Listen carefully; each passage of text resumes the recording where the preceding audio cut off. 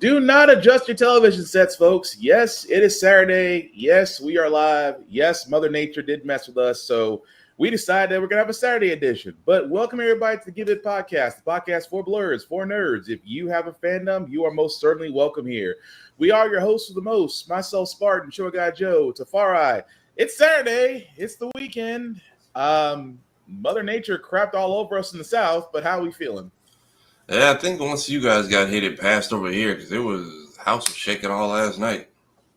Yeah, Mother Nature was ticked off. Somebody need to apologize. Joe, how you feeling? I'm okay. I'm designing a commander deck because they finally dropped what Scarlet Spider does. Oh, nice. Well, as you can see, play guys, either Ben or Kane. So you're gonna play as Ben? Oh God, yeah.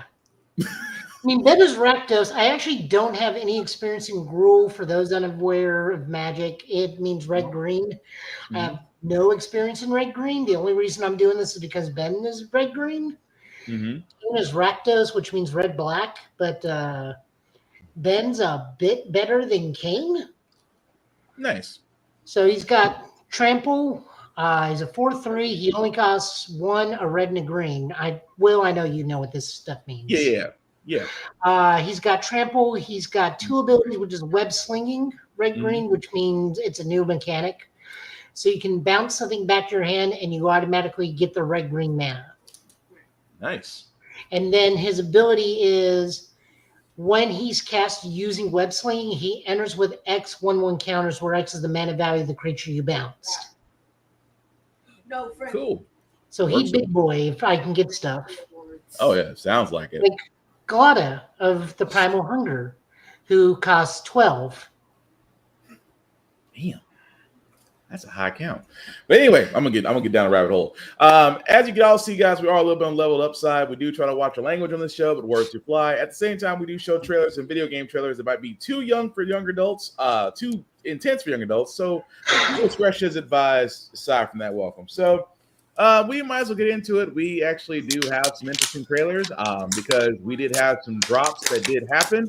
One of them being Marvel Zombies, showing their official trailer. And if you have not seen it, there are a few surprises in there. And again, it's rated T. It's a TVMA trailer, but it's more like Walking Dead, so it's not bad. But you've been warned.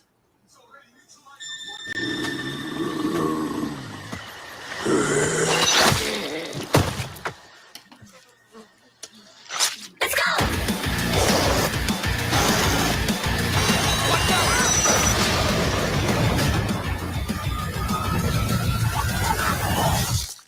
Is there a virus infecting your system?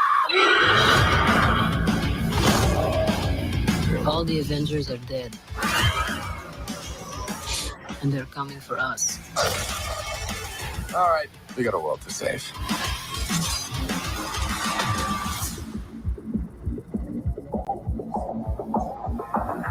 Need more.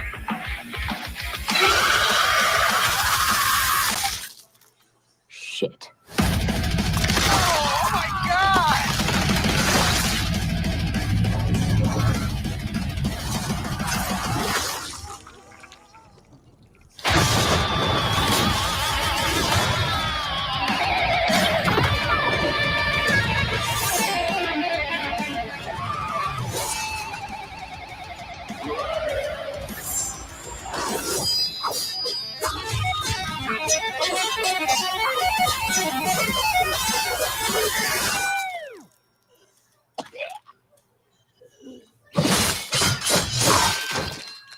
Whoa. That's how you do that then. Wow.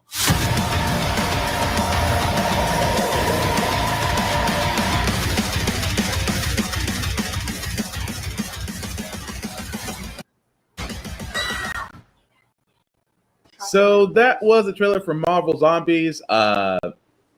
Is there really anything else outside of a Blade Moon Knight? I'm sorry, Moon Knight as Blade. We did see, of course, we did see Scarlet Witch. We saw Red Guardian. We saw Shang-Chi, and we saw Aquafina's character. Unfortunately, we saw a lot. But fellas, what do we think? So do we call him Blade Knight or Moonblade? Bro, no, you can have that. I'm going Blade Knight sounds better than Moonblade, honestly, but it looks, wow, to see Ghost get messed up like that. But again, that shouldn't be surprising. But yes, the fact that, we see Elizabeth Olsen, Paul Rudd, Florence Pugh, David Harbour, Tessa Thompson, Simu Liu, Aquafina, Haley Stanfield, Wyatt Russell, Randall Park, which means Officer Asia Wu is still somewhere in here. Iman Vellani, which will, again, Miss Marvel for all those that don't know. And of course, Dominique Thorne, again, from Ironheart. So, I like what they're doing with this. I do. It's an interesting story because, again, Marvel Zombies was kind of its own universe in itself. It is kind of taking a World War Z Walking Dead kind of storytelling, but again, I'm not against it because it's a successful formula. But Spider-Man, again, ripping off the heads of many a zombie, did not see that coming. But I'm all in when we're streaming on September 24th. What do you guys think? Joe, you got any input? I'm waiting to see how long it takes Red Guardian to sacrifice himself and become the primary zombie problem. So I don't like playing games. I mean, over Abomination and potentially Hulk, who is still missing. Right. I mean, it's obvious that David Harbour is going to be sacrificing himself to save Florence Pugh and Iman Vellani. Oh yeah, he's gonna have his Captain America moment, or at least comparison. I think he's gonna stick around a little bit longer. I don't think it's gonna be immediate. It's probably gonna be a scene where he does sacrifice himself. I feel like the Battle of Wakanda is a fake out scene. I feel like they're showing us T'Challa and everyone going into battle just for them to not make it out. Right. Except, I guess, Spidey and Paul Rudd's head. What was it, Ant-Man who just had the head in the cave? Yeah. I feel like it's going to be Paul Rudd's head and Peter somehow making it out of Wakanda, and T'Challa gets bit just so we don't have to recast immediately. Well, the thing about T'Challa, though, he's one leg, and I do remember that he did actually. He amputated the leg because he was bit, because Vision lured everybody in. Vision was feeding him to Scarlet Witch. Yeah, Vision was feeding the Scarlet Witch in the trap. So, which apparently they're saying that's who's actually masterminding this whole show. I can kind of see that. I'm okay with it. No, so everybody's basically saying the glowing red eyes is zombie Wanda with the hive mind, because usually I think the zombies just want to eat whatever comes across, but like the fact that they seem to be almost strategically and organized attacking, they are thinking Wanda somehow, I guess, made it back from fighting Ultron and it is trying to take over this world. And then I'm trying to figure out how Namor got bit, because all you had to do was stay underwater. Like, you don't like the surface world unless they because we see Okoye gets caught, which I thought Wanda just killed her off. I'm surprised she's actually a zombie. Mm-hmm. But yeah, people are saying like the Red Eyes is a zombie Scarlet Witch army, which I'm curious to see how this gets explained. They said Elizabeth Olsen is in the cast too, so I'm like, what? How? It'll just probably explore her origin. Mm-hmm. Pretty much. But either way, it looks cool. But Joe, anything you want to add to it? No, not really. I'm not a big zombie guy, so I'm still gonna watch it. Mm-hmm. But this is one of those few exception things. It's either this or Shaun of the Dead. I don't really care for zombies. Gotcha. They honestly made it pretty tame in What If, so I'm surprised we went with the TV MA rating. Well, they got the cursing, and I think this is more violent than the What If. Yeah, like the blood is actually red versus just black silhouettes. The decapitations and fatalities, carving up, vivisection. Yeah, somebody got impaled. Somebody else got split in half, which didn't realize Namor could just karate chop people like that. Yeah. He is super strong. He is on par with Hulk. Base level Gray Hulk, he's on par with. Yeah. So either way, it looks like it's going to be interesting come the 24th. So we're not too far away from that. So it'll be, like I said, let us know in the chats what you think. We did get some gameplay footage from 007 First Light, the first game from IOI. And I said before, I was curious because the last Bond game I played was GoldenEye. Not even GoldenEye, Nightfire. That was a long time ago. But anyway, the point I'm getting to is we do have a gameplay trailer for it, and it looks great. And if you haven't seen it, here it is for 007 First Light. I'm not loving the odds. No, I've had worse. In that case, Well, what are we waiting for? No sign of 009. We need to inform M. No time. I'm going after him. Make him call off the attack. Are you out of your mind? I'll be careful. He'd been the phone. Go to the security room, first floor. and you are? Rob Minkley. He's with me. Come on, Moneypenny. If I lose the trail, we'll never know who they're working for. Oi, you lads got a faulty coffee machine? I hope I'm not interrupting anything. You're not. Damien, meet. Bond. James Bond. If 009 slips through our fingers, we're the last line of defense.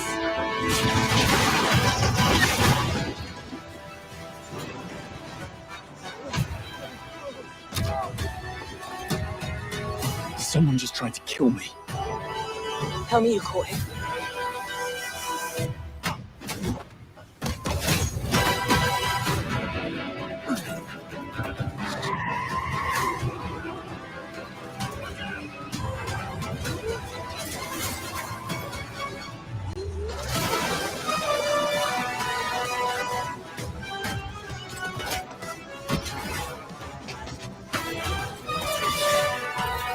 Any sage advice? Play nice. Always.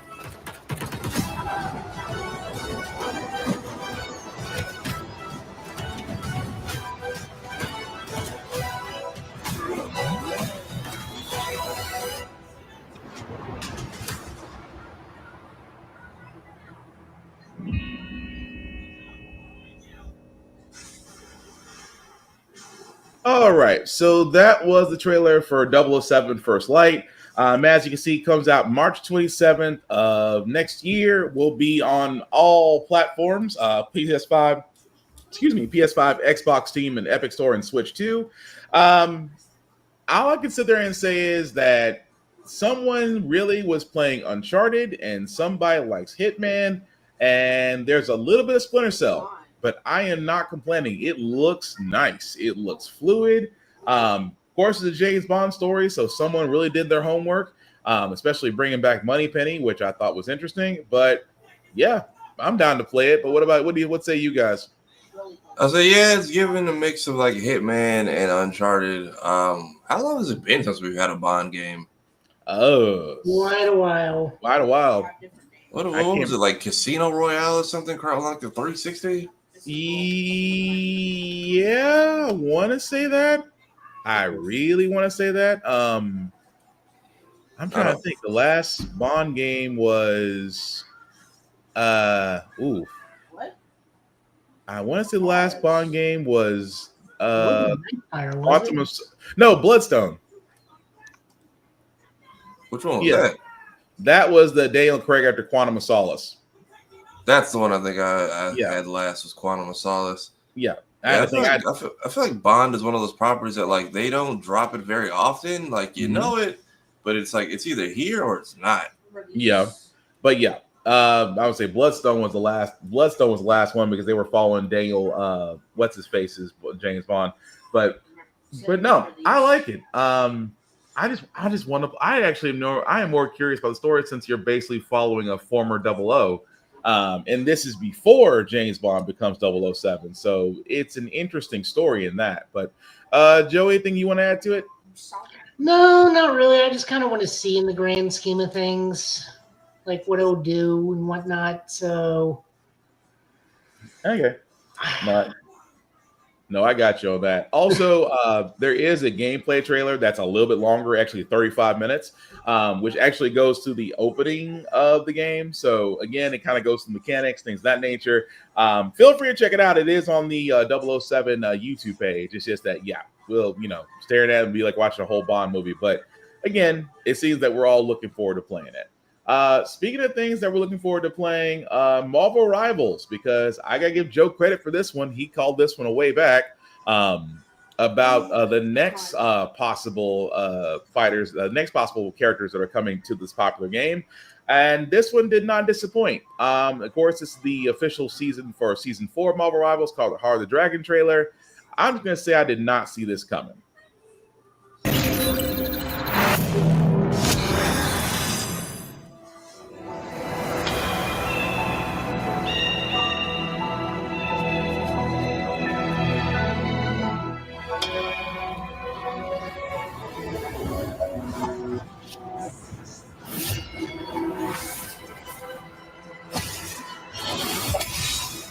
Dictum, guardian of the 8th city, surrender to the hand of heaven.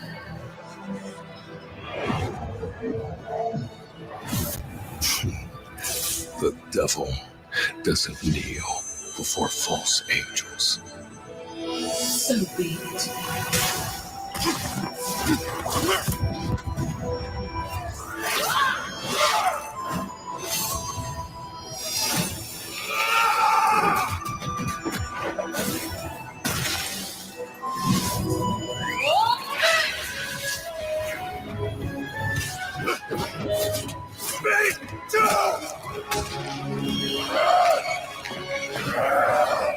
Let the devil. You are not the only one without fear!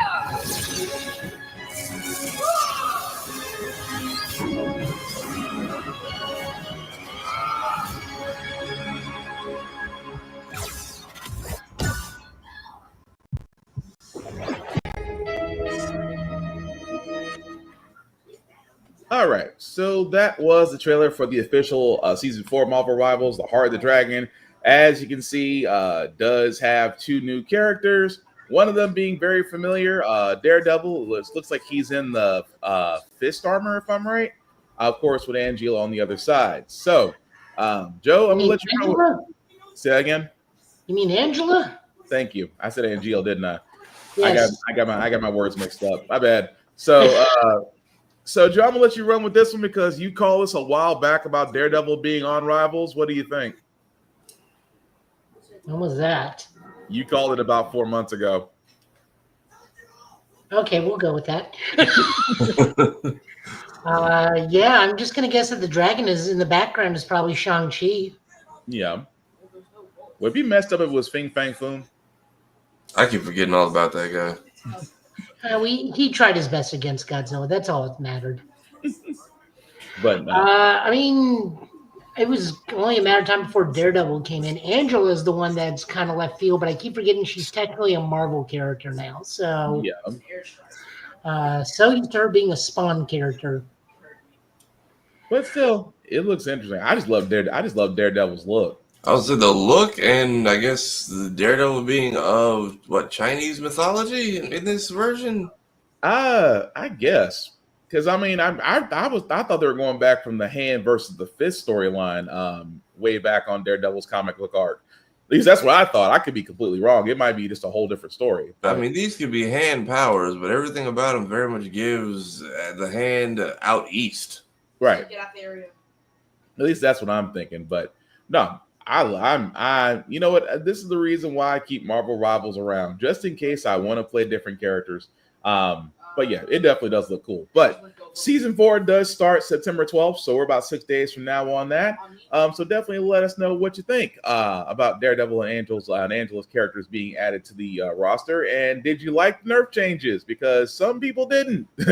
From what I've seen on the poster board, some people weren't big fans of the new changes that were done to some of the characters in Marvel Rivals. But let us know who got kneecapped. Punisher, Hawkeye, Spider-Man, and I'm forgetting. Think Emma also got nerfed a little. Thank you. That's the one I could.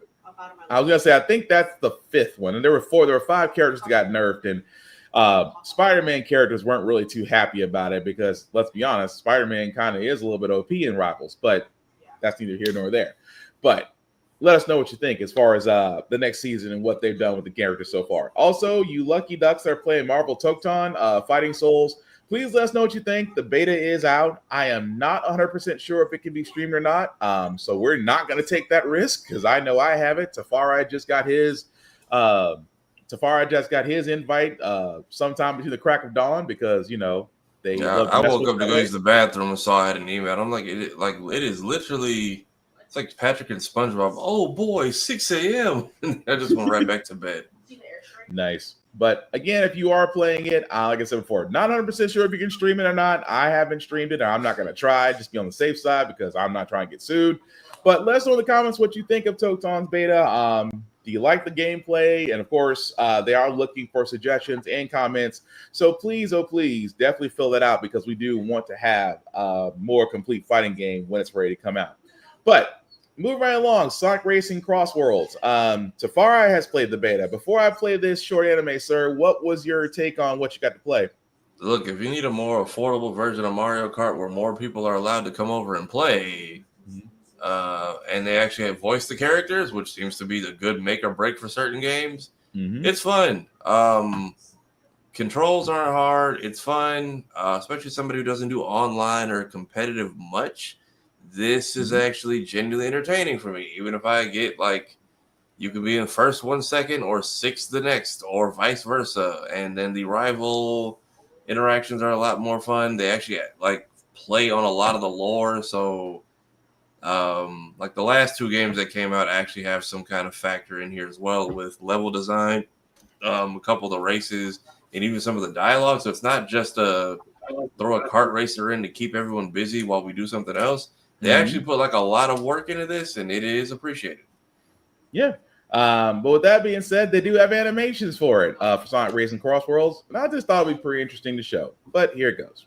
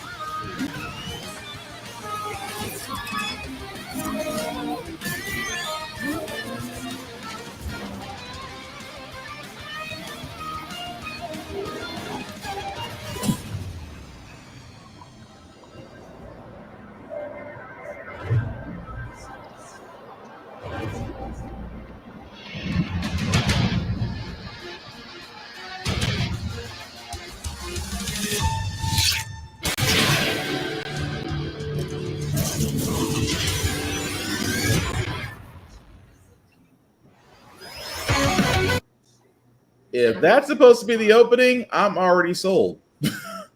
I am way already sold. So that was the animation. Like I said, like Tafara said, there's a couple of shorts out there for Sonic Racing Cross Worlds.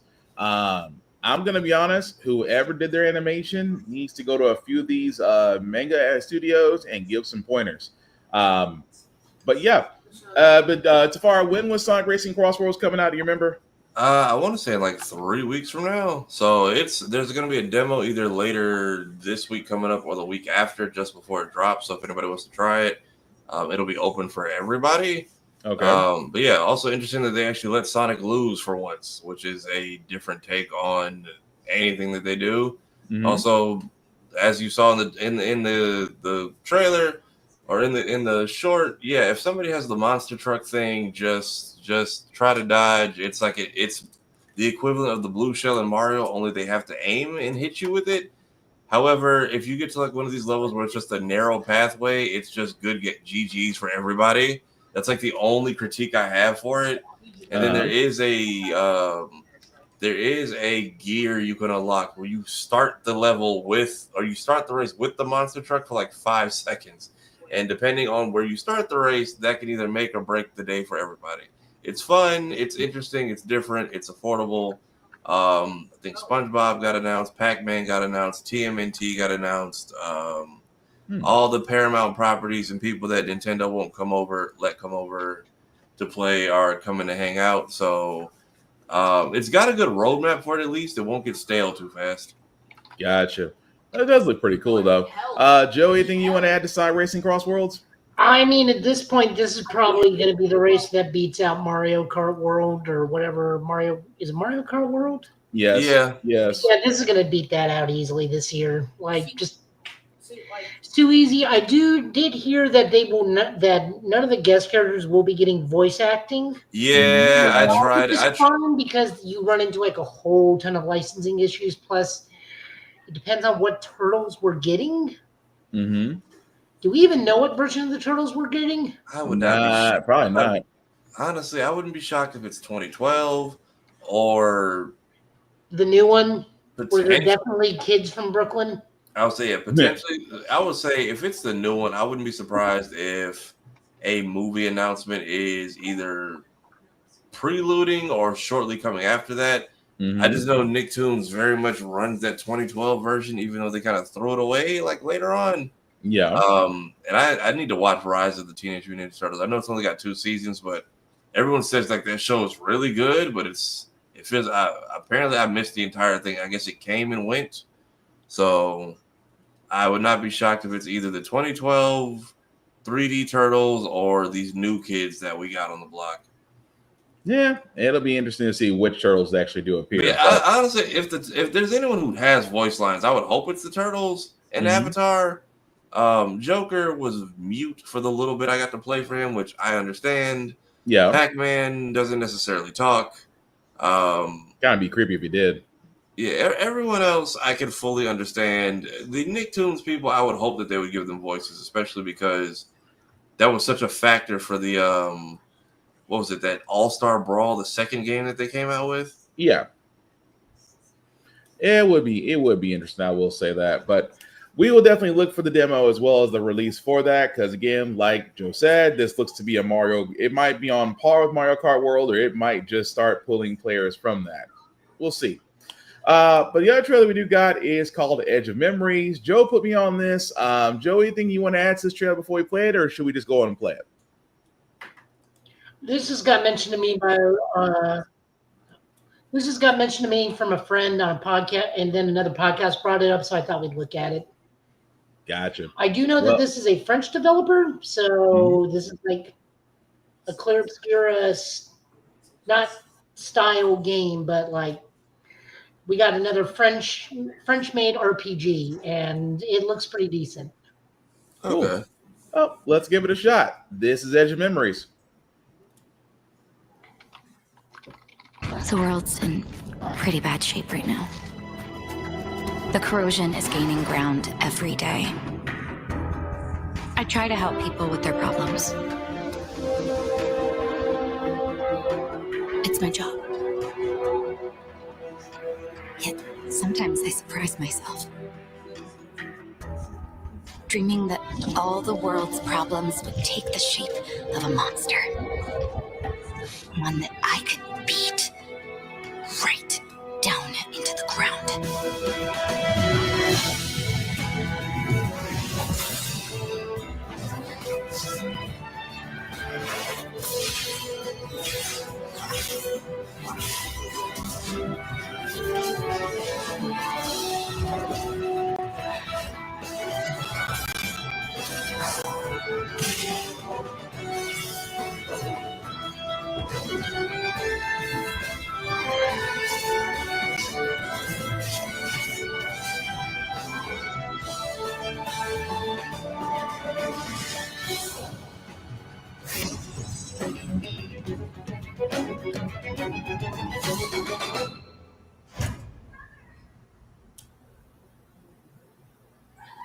Yep, I'm sold.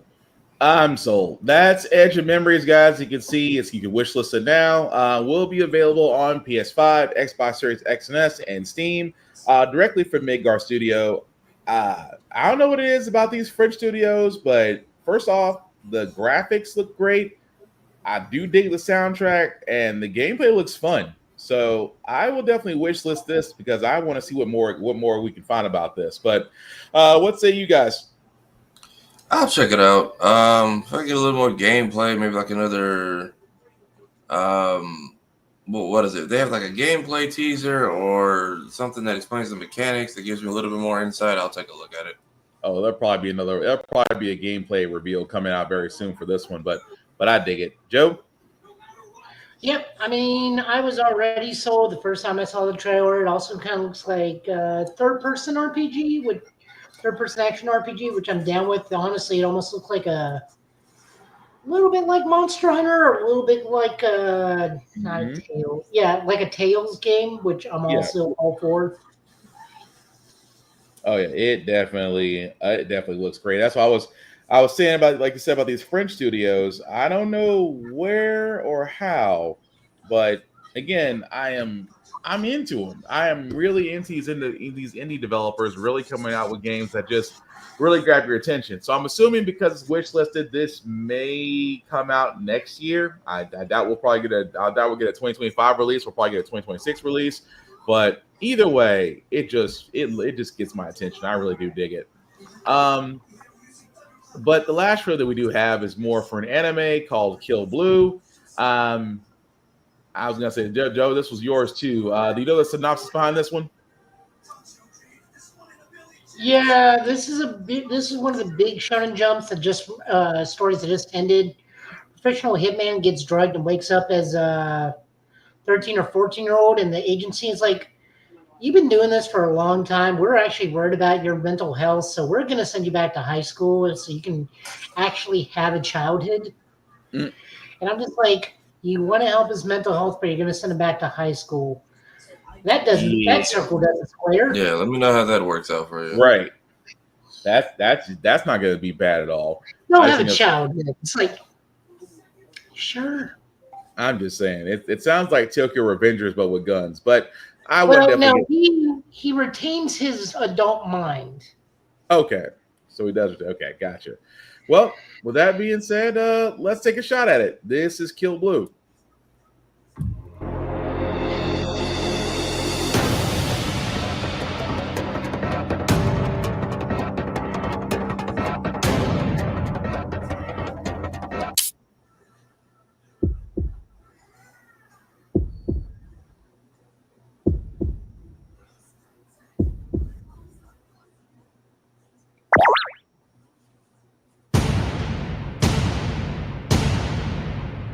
Ooh.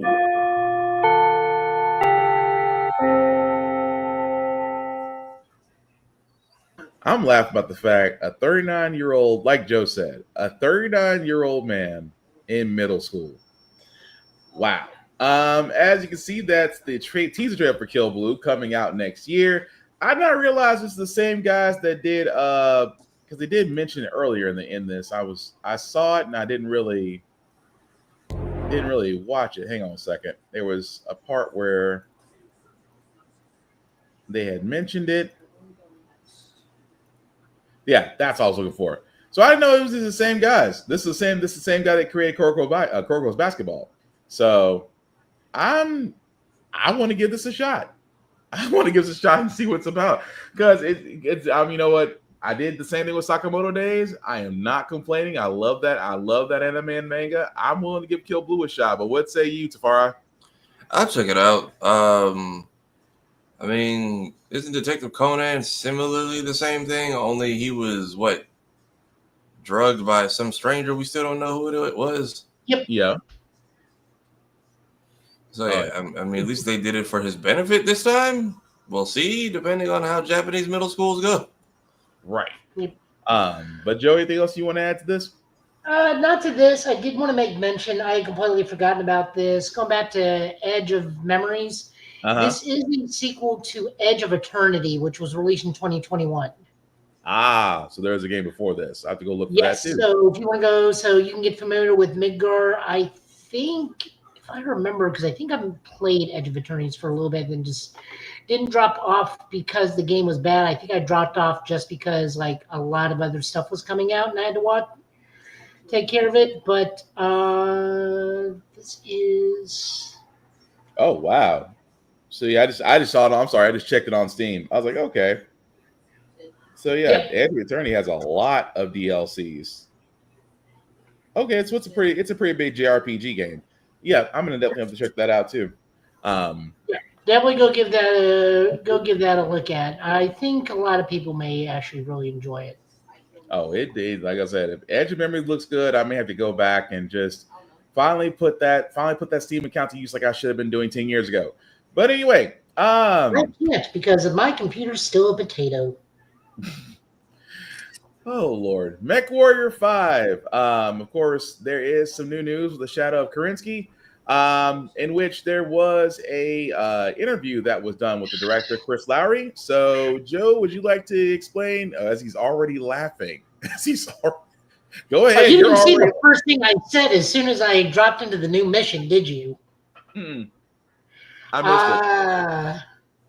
I just loudly yelled shit because I had to go up against Lilith Star in like the fourth mission of the game. Oh. And they were not happy because they just lost their lance mate or star mate on that thing. So I had some very angry clanners. This is just giving a general overview of what to expect in Shadows of Kerensky. If you want to see what it's like, go check out the Let's Play. We're on video 3. Mm-hmm. Holy shit, that's so hard. It's so much harder fighting against the clan than being the clan. Well, the biggest issue is in the clan games, you don't have to pay to repair your mechs. In Mercenaries, you do. And depending on where you are in the map, or depending on where you are in a conflict zone, they can inflate time and price of mech repairs. Oh, dang. They're in unfriendly territory. Mm-hmm. So they can slap a 125% increase on time and pay to repair. Oh, wow. Okay. So they can hit you in the wallet. Oh, yeah. And if you bankrupt yourself, it's an automatic game over. Oh, gotcha. So yeah, no. So I mean, that's the simulation part of MechWarrior. The storyline is great. They updated all the characters' models. We actually get in-game cutscenes now. Mm-hmm. It's just been really hard. This is just like the narrative director. I hope this man is doing more for this thing because I don't know where this ends. Uh-huh. I'm going to assume this ends with Operation Bulldog right before the Ilkhan bites it and they got to retreat for a year. Okay. But I'm not too sure. Anyone's yelling spoilers, this happened back in 95, so I don't complain. It's just so hard.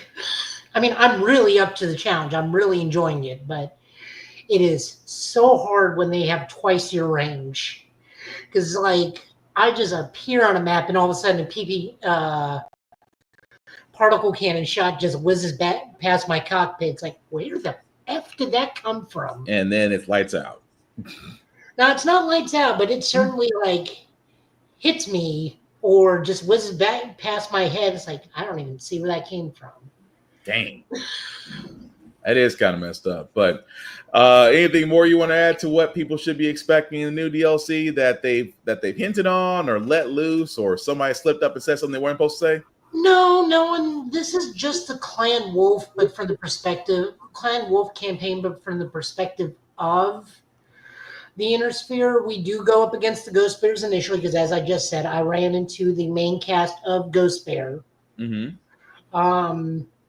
We did encounter some Smoke Jaguars, but we didn't encounter the main cast from clans, at least not yet. Okay. The giant war crime just got committed over on Turtle Bay, where they orbital bombarded the planet. Okay. I have yet to fight any Clan Jade Falcon, but that's not to say they aren't in there. I'm having a ton of fun. Go read this thing from Chris Lowry. He really is just talking about the narrative, and they're asking about, it's like, well, how did you come up with these characters? Are we going to see more focus down the road? Stuff like that. It is a whole lot of fun. Big stompy robots are my jam, so it's just a lot of fun. Nice. Well, they did say that Ghost Bear Flashstorm is getting it's got a high rating on Steam. I just caught that part. So definitely, like I said, it's on my backlog list. My backlog list seems to be ever so growing. So I hope to play sometime, but yeah, it is good to see that MechWarrior is still going on strong. And I guess Shadow Krinsky is going to definitely be an exciting chapter. And like Joe says, it sounds like it's going to have no mercy at all. Oh, it's so hard. But even the light mechs in this thing, they just whiz around you and set you on fire. And I was like looking around one time, I didn't even see the fire moth running around. It's like, why does this thing keep saying I'm on fire? And then all of a sudden I look down and he's just like running around my lamps, just like shooting flames. Like, oh, nice. Well, that thing needs to die. Nice. Well, with that being said, we are going to move on to Square-Enix because the week before, last week we talked about Tokyo Game Show lineups and that some companies were already posting their lineups, and now Square-Enix has now dropped theirs. Our condolences is to Far Eye right now. Hey, look, they showed up to say, hey, Kingdom Hearts and Final Fantasy are on schedule. We just won't tell you what that schedule is. And it's like, thanks for nothing, I guess. All right, so I've got to ask a question at this point. At this point, what is even Kingdom Hearts now? Because as of 3, we lost the Final Fantasy aspect to it completely. I don't know how much longer they're going to hold on to this Disney thing, because this dude, the director, keeps moving back and keep trying to make that Final Fantasy 13 versus game happen through different means. And how much longer before Kingdom Hearts is even Kingdom Hearts? It's not Final Fantasy 13 versus with key swords. I think that's what he's moving toward. I think he's low-key pissed that they killed 13 so early, and I believe that was for which one was it where they were driving the car? Was it 15? 15. Yeah, 15. And then I think because they shifted all the focus to 15, And then that team was like, cool, we have a bunch of stories that we want to tell. And they were like, we'll give you half of those after you've already announced like 4. So I feel like they're all taking stories they never got to finish, but were promised they could do and trying to recycle it. Because Yozora is dope as a concept and a final boss. They at least do a good job of setting up for the fact that, because one of the people really just another skin of Noctis. He's another skin of Noctis, but apparently he is connected to a character we've known for a while. Because basically they explain that, like, hey, you become a heartless and a nobody when you lose your real body, but some of you have been nobodies for so long, we don't know where you actually came from. And Pretty apparently one of the people that we met so far is actually from the other world. So basically, they have wrapped the saga of light versus dark. Apparently, this is something completely brand new, which is why people are speculating we might be seeing Star Wars and Marvel characters. We're not sure yet. Most we have is like grass and a potential metal foot. But they brought the Final Fantasy characters back for... The DLC was very much them taking all the criticism personally and listening to us, because they brought the Final Fantasy characters back. His explanation was, I thought the game was strong enough to stand on its own without them. And we were like, it's not that it's not. You've included them in everything else up until this point. Why would you remove them right now? Like, especially because Cloud and Sephiroth just... We still don't know what happened to them or where they're at. And the way Rebirth ended, you could give me a DLC where Sora shows up for that fight. If we're doing time travel, middle of the timeline shenanigans, I would take a Kingdom Hearts crossover in the 3rd Final Fantasy game. But we are...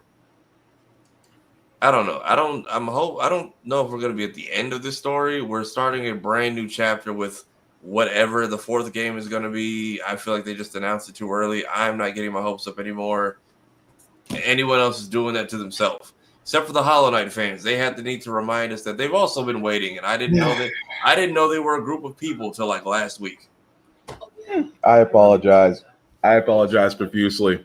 It was just the amount of random pats on the backs, like in direct tags of Hollow Knight fans, like Kingdom Hearts people don't wear. I'm like, where did y'all come from? Like in mass. Well, I will say this because I think I'm gonna be honest, because I've followed Hollow Knight since the beginning, and I think that some people kind of jumped on the bandwagon and was like, "Oh, so this game existed." Which again, I'm not knocking it, because let's be honest, most games you do find after it's been out, or just that you're literally just going out and trying to find stuff. I get that. I think some of them jumped the bandwagon. That's just me. But yes, for Silk Song, which again is, we'll go into that momentarily, but yeah, I wish they didn't do that to you guys, because Kingdom Hearts fans, I'm like, dude, you're kind of, I'm not saying you're giving false hope, but you're kind of like, hey, we waited, we got our game, yours is coming, and I'm like, Kingdom Hearts fans have been waiting for now going on. Help me out here, Tafari. It's been almost 5 years. It's been almost 5 years, because the longest wait we had was for 3, and now you have these revisionist history ass teenagers coming out of Twitter, because I had people like, you guys didn't wait that long, and I'm just like, mofo, we waited like every E3 and saw, Kingdom Hearts is in the lineup, only to find out it wasn't 3. We kept getting these in between games, and then we had 2.8, which that whole section was supposed to be the intro to 3, but then they cut it out to add to the 3DS remake that they put on that CD, and a 1-hour movie I kept falling asleep through, which we still haven't fully figured out why that's important. But yeah, it was 2, 1, Chain of Memories, 2, and then a bunch of in-between games. 3 came out, like just before COVID? Yeah. And then we got the DLC like a year or 2 later, and then they announced 4. But they also had like this mobile game that we were supposed to like basically padding our time with, and that got scrapped recently. So I'm not shocked that that's why they're even doing this, because Square-Enix will announce a bunch of stuff, but then not pay attention or feed into half of it, and then be like, well, why do we keep losing money? So Missing Link was supposed to be like Kingdom Hearts Online / Pokemon Go. Yeah. And they had beta tests and closed network tests, and then they just threw it in the trash. So we're surprised. And then they had 2 other mobile games that you can't even download anymore. They had a lot of story elements in it. So it's I don't know what's going on. Whenever they're ready, they're ready. I didn't even check this out. What did they even announce?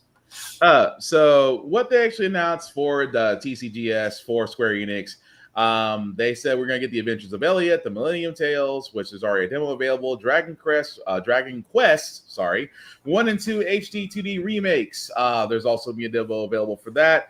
Dragon Quest 3 HD 2D remake, Dragon Quest X Online, Final Fantasy 7 remake Intergrad, Final Fantasy 14 Online, Final Fantasy Tactics, The Iblis Chronicles, Killer Inn, Octopath Traveler. All of these are pretty much going to be the lineup for Tokyo Game Show this year, which again, for all those that don't know, takes place September 25th to 28th. We have already said that Arc System Works, Bandai Namco, and Capcom, which we covered in previous weeks, what their lineups are going to be, and this is now Square Enix's.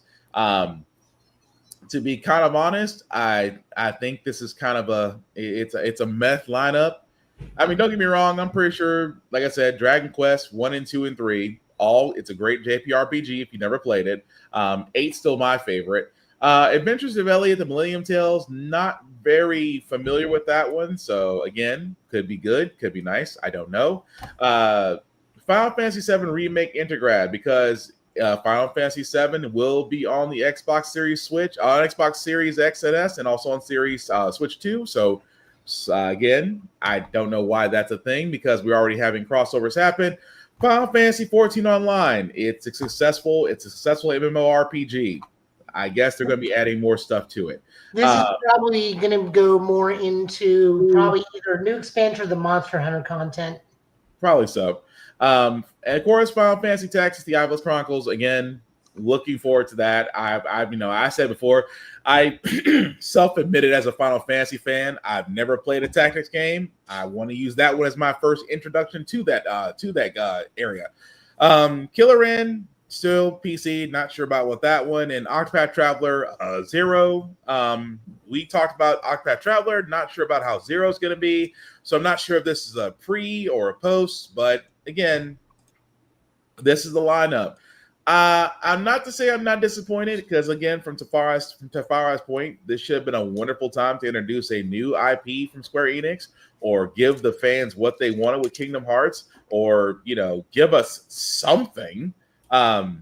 Do I think this is a terrible lineup? I don't think it is. I just think for a lot of this, it doesn't scream I should be excited come September. But what do you guys think? We'll see what makes the cut of like the first development cycle after all this comes out. I'm also curious to see. I feel like we're gonna get the entire Final Fantasy trilogy before we get a 4 update. So I'm curious to see what they're gonna title the third one, if not Reunion. Mm-hmm. Since apparently everyone's saying that was already used for it was used for Crisis Core. Yeah. Probably Probably Revolution, I would think, because I was going to say if not, I'm agreeing with Joe. If not Reunion, it's going to be Revolution, just because, like you said. Oh, go ahead. No, go ahead. I was just saying, like you said, Crisis Core already had Reunion, so I can't see Final Fantasy VII doing the last part of the game as Reunion. I see Revolution or something else, but again, this would have been a perfect time. And don't get me wrong, we just got Rebirth last year, so I'm not expecting anything from the Final Fantasy world, at least for another good 2 or 3 years, for us to get the final chapter. But two big ones I'm seeing are Adventures of Elliot, because that looks to be like a spiritual successor to Chrono Trigger. Okay. The way they're doing that. And then Dragon Quest X Online. Mm-hmm. That went over super well in Japan, and we're finally getting a US release. It went over so well online, they actually made Dragon Quest X offline edition for them like a while ago. Huh, okay. So I'm okay having like a RPG, online RPG. Hopefully it's not a subscription service thing, and you just like hop online via like Monster Hunter and just go do quests with people, and then eventually you get a class and go through a RPG style journey. I would be down for that. Uh-huh. Everything else just kind of looks run of the mill. We're just getting updates before stuff comes out because, I mean, like, right after Tokyo Game Show is like a week or a week and a half after Tokyo Game Show, FF Tactics drops. Yeah. I just it's just like I said, there's some excitement, but it's not the overall, oh crap, we need to pay attention excitement. Does that make sense? Isn't there a video game that's supposed to be coming out this month? Isn't it Alien? This month? Good Doesn't question. Alien come out this month? Not the new Alien game? Is that what you're saying? But do we have another Alien? Do we have another Alien project on the way? Yep, Alien Rogue Incursion. Yeah, Rogue Incursion Part 1. I think that drops this month. Yeah, it comes out September 30th. Is that another like survival game like the last one, or I think we covered this one because this was because we got mad about it being VR, and this one. Right. Yeah, we got mad about it being VR, and then but this is the one where you can actually fight back, but it's still like isolation. Yeah, that's it. Because I was saying, because isolation was the one you couldn't fight, you had to hide, and this one you actually can fight back. And also for all those that remember for all those remember in isolation, yes, the alien can hear you through your mic, which some people find out. But either way, like we said, with Square-Enix's and the TGS Tokyo Game Show coming up, maybe there'll be surprises. I'm just saying, with the lineups right now, they're not inspiring a lot. Unless you are one of those niche players that are looking forward to those updates. If you are, cool. We're not knocking it. We're just hoping for a little more is what we're actually getting at. But really quickly to recap, because we did talk about Hollow Knight Silksong. I actually have the game. Really quick, it is fun. Haven't beaten it yet. It is visually beautiful. Gameplay is not as hard as you think. At the same time, the bosses are, like I said, it's fun. I just don't have no time of the day to play it. But I will say this. Hollow Knight Silksong right now, the price on it is $20. But if you have a certain coupon, you can knock the price down to $15. Now, I just want to stress this again for Hollow Knight Silksong. We talk about games being 65, 75, 85, going on up. Right now, one of the best games out there right now, which again, I may be a little bit biased because I'm a Hollow Knight fan, but $15 to $20 for a video game of this caliber is a freaking steal. So I will say this, if you are looking forward to Hollow Knight right now, again, $20 for a game is almost unheard of these days, unless they're indie games. You don't really hear a lot of games that are priced as well, that have that kind of quality, that are fun to play. Again, if you don't know Hollow Knight's story, I don't want to go into it. We'll be here all day. But let's just say it's an interesting story, and that, again, Silksong is definitely worth the wait. But fellas, just on the cap, are we really surprised to see an indie game at $20 of this caliber, or is it just that they're just being loyal to the fans and paying attention, or all the above? I think it's all the above. Her first Hollow Knight game I heard was really good. I know a lot of people are having fun with this one, and there was no like pre-order. So I know like when the game was done, everyone just flocked to the store. So I heard every place that this sold basically crashed for a bit. Mm-hmm. Oh yeah, it did. I was like I was gonna say, well, I got mine off Steam. So again, it might have been one of those. Well, let me take it back. I was kind of stalking this. I was kind of stalking the sites. Let me let that go. But yeah, that just goes to show you that a lot of people really do want to play this game, and that the crashes are a good sign. Also, letting you know that your network teams need to update space. But Joe, what say you? I mean, it's not really my thing, but I appreciate that everyone is like clamoring for it, and that it was so well received. It shut down every online service that could distribute it. Yeah, it was definitely. It is from the 3 hours I've played so far. It is definitely freaking worth it. And like I said, for a price point of $20, I'm just like, and 15 again. If there's a code, now I forgot what the code was. I know I had it. It was like a one-time code, but still, $20 for a game. Mr. Randy Pitchfork of Gearbox Software. You could learn a lesson from that.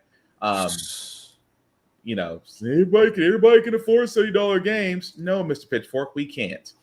And that's why I'm not playing Borderlands 4. But let that go, because that's just my hatred toward that man for ruining one of my favorite shooters. But check out Silk Song when you do have a chance. You will not be disappointed. Speaking of not being disappointed, fellas, we keep getting teased about this, and now it seems that the next Sony State of Play will show a trailer for Marvel's Wolverine. I'm gonna be completely honest. I forgot about this game because we were told. Oh wait, correct me if I'm wrong here. We were told way back in 2022, 2023, this game was coming out. Then I believe the director switched. I think the original director for this game went to another one, and then that guy switched with this one, and then it was just pretty much crickets. But it seems that Sony PlayStation has sat there and said that we will be getting a trailer for Marvel's Wolverine sometime closer to the end of this month. Again, it's not confirmed. This is more of a rumor situation, but I would not be surprised if it does happen. Let me ask you guys this, because outside of the screenshot that we got, which was basically this right here, and of course all the iconic claws coming from the hands, should we be worried that even though they are saying that there is a possible trailer coming out for this game at the end of the month, are we worried that this game will never come out, or is this just all white noise? I believe it when I see it. At this point, Insomniac has rightfully hidden away for a while, ever since the Spider-Man hacks, and basically they just said we're taking our toys and going home. So whatever we get next from them, I'll take it, because between whatever other Spider-Man content they could be working on, Venom content they could be working on, that Carnage setup that went absolutely nowhere, that Spider-Verse setup that went absolutely nowhere, the multiplayer setup that was never used, and then there's that Black Panther game and Captain America game that I think was quietly killed off at this point. Pretty much. I think at this point they're just like, Rivals has them distracted. Drop another season or a new character. We need like 6 more months, so we'll see. I'm getting my hopes up for nothing these days. I mean, I'm feeling the same way. And also, let me stress this again. This is still sourced. The sources they're going to have yet to confirm that this could be a state of play.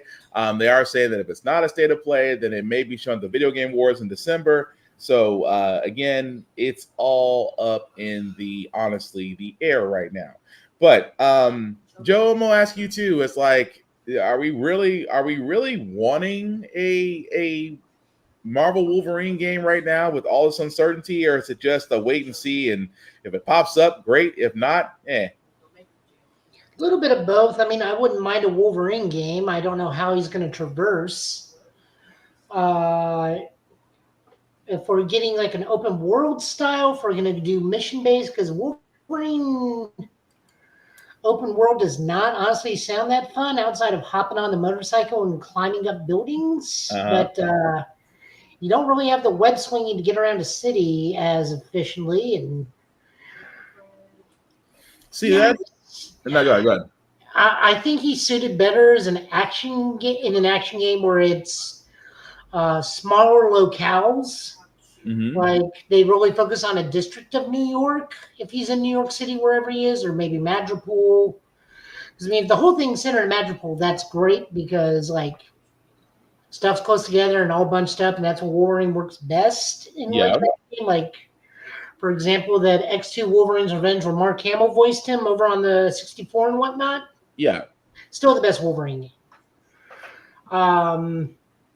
And then the Hugh Jackman Wolverine game that tied into the horrible movie, where the game was much better than the movie. I was going to say, the game feel like it got more praise than that film did. Yeah. Very much. But Wolverine works better in a level design than an open world design. So I'm just kind of wondering to see how they're going to address the traversal issues if they do decide to make this open world. Yeah, that makes sense. But yeah, it's like I'm with you on this. I'm with you guys on this one. This is more of a, if it happens, great. I want to see what they do with this.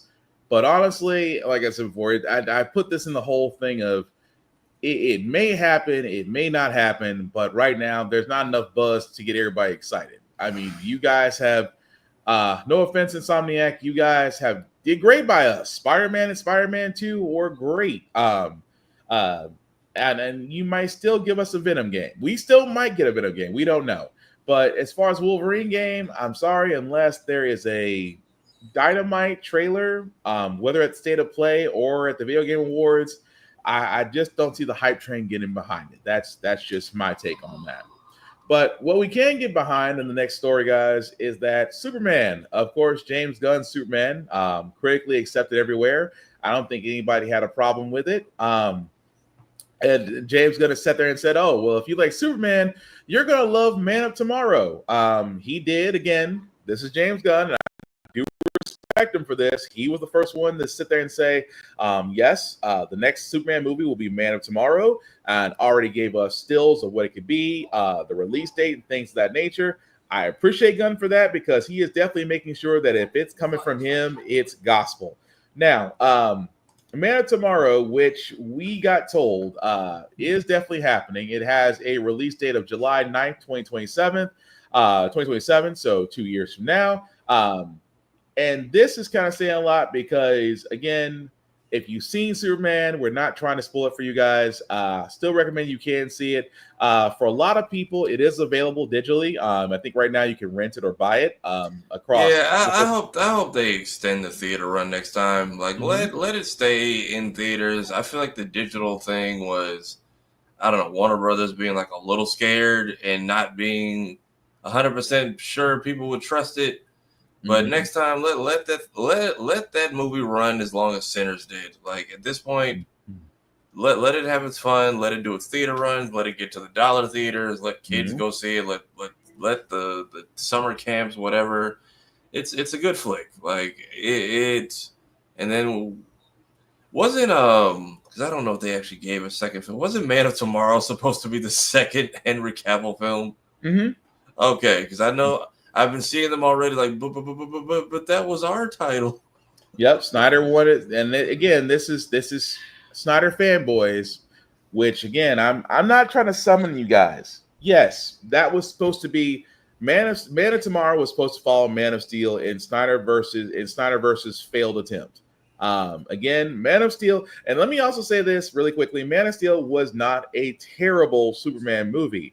It wasn't terrible because Henry Cavill could still play Superman. He's played a great Superman for what we got him. Say what, Chad? So what, Joe? Yes, it was. So we're not knocking Mr. Cavill. I'm looking No, forward we're to not knocking him. We're knocking the horrible movie that he's in. Yeah, we're knocking the horror movie that he's in. We're not knocking Mr. Cavill because I'm looking forward to Warhammer 40K. I'm looking forward to that, and also looking forward to Highlander. But yes, Man of Tomorrow was supposed to be the next Superman movie after Man of Steel. Yes, Snyder fanboys, we know. But Gunn is moving with this one because he did show screenshots of Superman and Lex in his suit, which would suggest that they may be fighting alongside each other. Because keep in mind, I'm not going to spoil how Superman ended because, again, it's still fresh out there. Folks have still not seen it.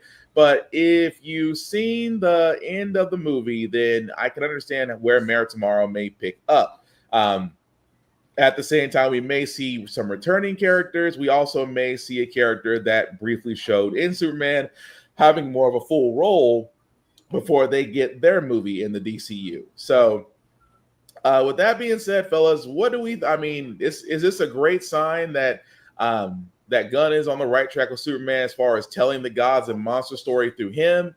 And also at the same time, do we see any downsides with this? I want to see them take it one step further and sticking it to Snyder and the villain be Brainiac. The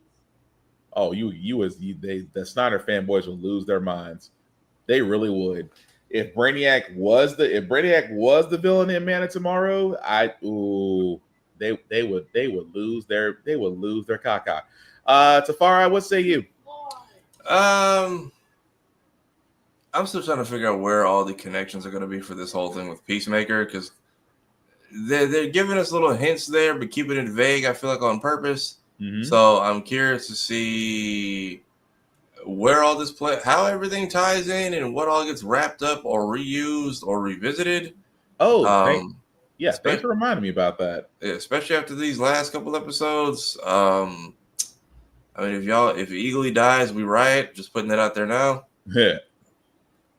And I completely thank you for that, Tafari, because yes, James Gunn did say if you want to know where the origins of Man Tomorrow start, definitely watch Peacemaker, which Peacemaker is now in episode 3 on HBO Max. But yeah, I completely forgot. Watch Peacemaker, see what comes up, because there was a picture of John Cena along with David Corn Sweat in the Superman suit. So it's not 100% certain that he may make an appearance on Peacemaker. Let me stress that very heavily. Superman may or may not make an appearance on Peacemaker. So take that with a grain of salt and take that as Gunn saying, if you want to know, you got to find out. But overall, Man of Tomorrow, the fact that it's going to be coming out 2 years from now, I'm curious to see where it's going to come to again. It was great casting Superman. I cannot knock it. Just again, if you haven't had a chance to watch it, please do. Like Tafara said, it should have had a longer cinematic run, but hey, we don't control theaters, but just saying, theaters, you want us to come back to movie theaters, maybe make some time in between being in the movie theaters and going direct to streaming. That's all I'm saying. But the last bit of news that we got. I'm sorry, go ahead. From the theater due to the heavy anti-American sentiment across the world at the time. You think so? I think that is something James Gunn was attributing it to. Yeah. I mean, yeah. As far as the movie goes, yeah, there was a heavy narrative that we did talk about to where, like in the real world, because we were starting all the tariffs and whatnot. Oh, was that affecting the film? Was that affecting movies? Yeah, like when they were releasing globally, the global box office down because people were like, "Well, if they're going to do that to us, why are we supporting their stuff?" That's news. None of us know for sure. Myself, I don't know for sure, but that is something James Gunn said may have attributed to the fact that they ended early and it had a lower global box office than projected. I forgot about that. I had zero. I thought movies were very much like an untouched realm. Like if you didn't get banned in a country, I thought you had the opportunity to do just fine. I didn't realize we were being silent. Boycotted. Yeah. There's some that aren't too. There's some countries that ain't too fond of American movies, surprisingly. And I forgot that a certain person, we're trying to keep this a happy show, but a certain person in a certain house in a certain city in a certain state did put tariffs on movie production. So that also may have also hindered it as well. So, yeah. Is that what the whole tax credit thing is about? Like they get it lowers the cost of production, or the city gets help, or how does it work? The tax credit was supposed to help the cities in which they filmed in. They basically threw that out. And then turn around and sit there and say, well, if the movie is being produced in other areas beside the U.S., then you're going to get tariff for whatever that country's the tariffs is rated at. So if you're like filming in New Zealand and we're tariffing them at 118%, then that kills it. That it doesn't kill your movie budget, but it definitely puts a dent in it.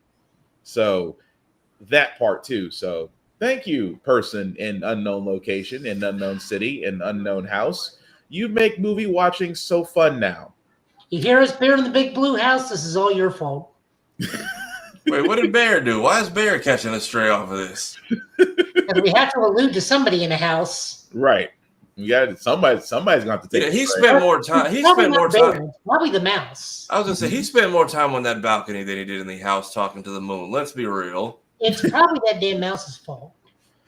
Meanwhile, PBS is moving. You've got Sesame Street moving to YouTube. These kids will be getting. Oh man, I cannot wait for that to happen. These kids will be beautiful. You kids will be getting fed all the ads. Sorry, you will be learning your shapes, ABCs, and click here to skip. Hey, there you go. You're learning. Actually, if you think about it, you are learning motor skills, you are learning comprehension, and you're learning reading. Sesame Street is still saving children. I mean, honestly, in the grand scheme of things, for some of it, if they're putting like really old stuff, I'll just turn on in the background, just to hear some of the old stuff, like the old pinball animation. Yeah.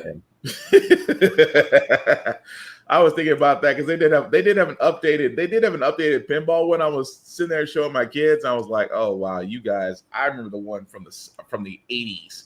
Late 70s, early 80s when that was the one I grew up on. But Again, I digress. But yes, Sesame Street's entire library will be on YouTube. Again, not to be too political on this show, it is great because, again, Sesame Street is a wonderful teaching tool for kids, and Elmo still gets to collect his check.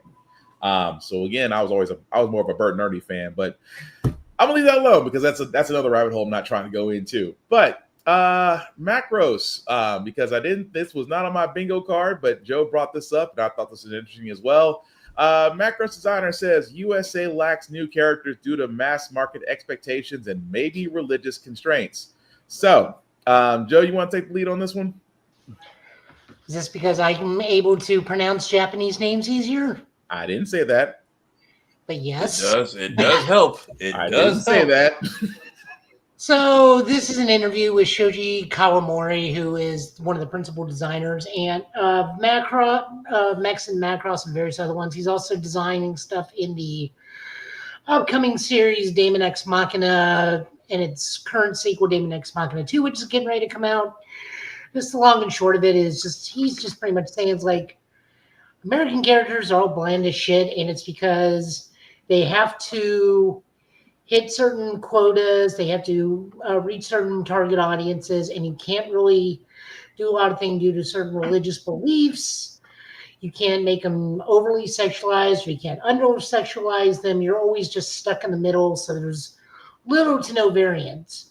Meaning everybody is just Commander Shepard, be it Femme Shepard or Male Shepard, or the bland-ass guy from Halo. Either one. Mm-hmm. Like, if you look at all the anime that he's done, which is a good thing, although he is predominantly the mech designer, not the actual character designer, but we had characters of a large amount of race, a large amount of variance in ages and individualities. We, of course, had the more traditional blue-haired characters like Max. We had Roy Fokker. We had Lisa, Min-May, stuff like that. I'm just naming Macross characters as an example. And then the cast only grew and got bigger as the time went on. I wonder, nope, that is not the Pepsi can missile. I keep forgetting. No. That is not Do You Remember Love. That is just straight up, that's Macross episode 2, Force of Arms. Yep. But yeah, no, I kind of agree with them. Like, it's become character design has just become too corporate, which is why they make character creator, because they just don't have the imagination anymore, which is why we design the characters ourselves. Mm-hmm. I mean, I can understand that. There seems to be I'm not gonna say a wall, but there seems to be some sort of barrier when it comes to character designs. Like we said for the longest time about Japanese animation, about getting people of color correctly, and now we're seeing it in Gachi Yakuda, and we're seeing it in I cannot say the name of that show to save my life. It took me a second. I had to break it down in 2 words. I've been saying ghetto charcuterie board. That's the closest I can get. Not ghetto charcuterie board.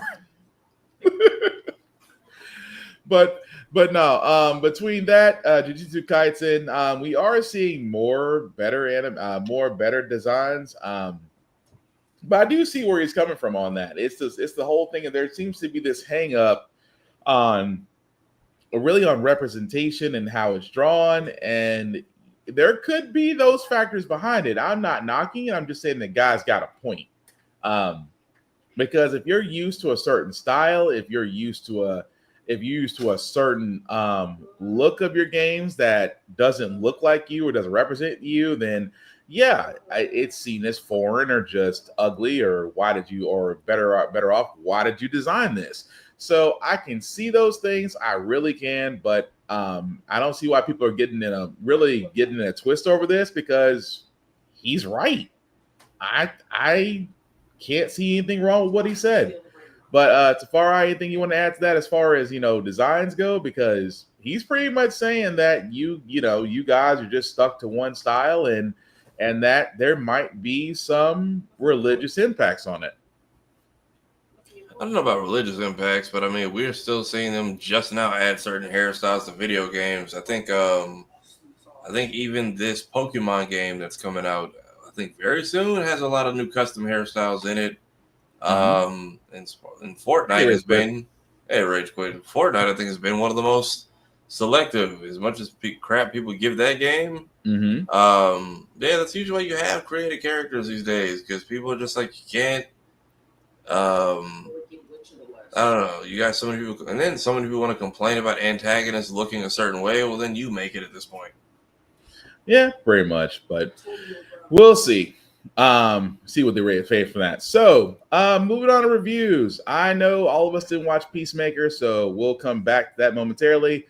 I'm pretty sure we all saw Alien Earth, and my God, was anybody disappointed with the latest episode? That movie, that episode played out like a Lemony Snicket book. It was just a series of just unfortunate events after unfortunate events. And then the one traitor, which I'm still, why? That part.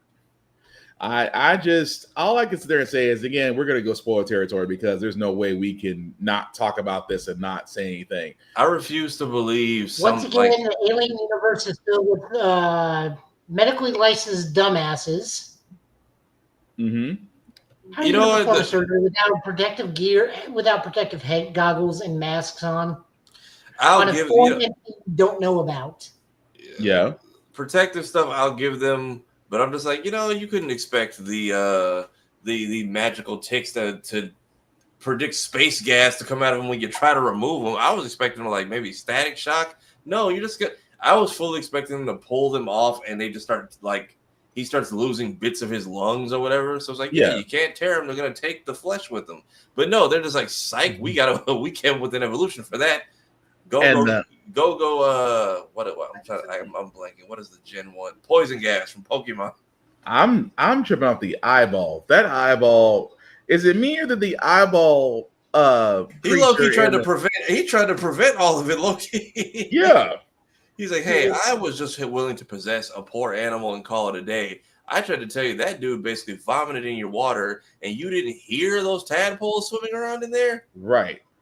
But them fighting the xenomorph at the end, like literally the xenomorph and the eyeball were going head to head. I was the hero of the story. Because you know what it is? He called him, and I was like, oh, you sellout. But then when they started fighting, I'm like, never mind. This is not going the way you expected. Right.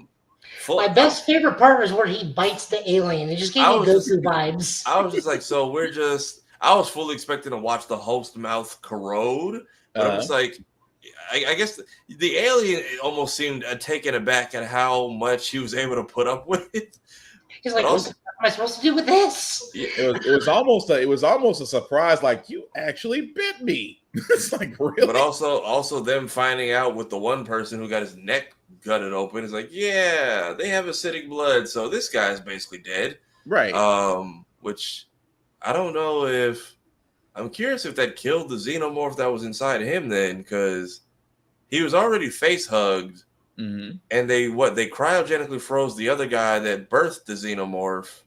Which is new to lore, because usually when they cryo sleep people, if they have the xeno in them, everything is fine until frozen. Yeah, frozen, which I thought was weird, but they said, oh, well, they can survive at sub-zero temperature. So I'm like, so cryo freezing him really didn't do a spit.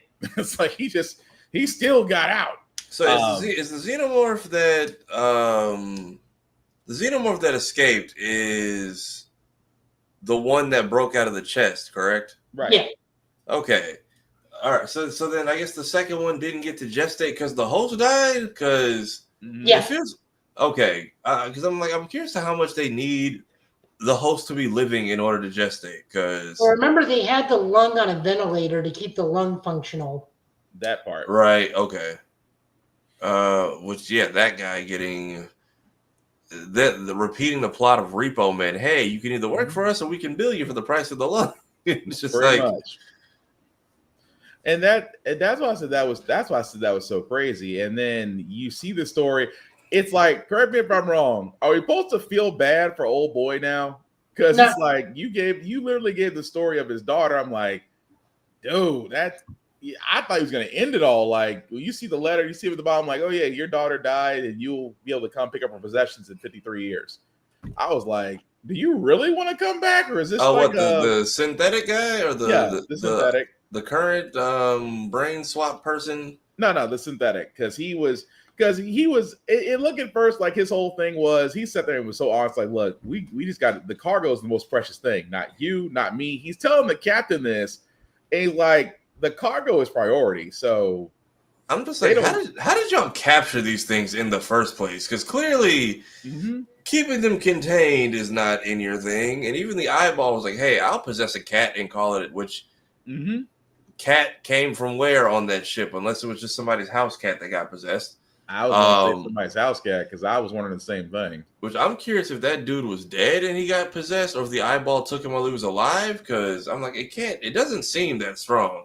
But you know the crazy part was, old boy who got headshotted, and then the parasites jumped into him.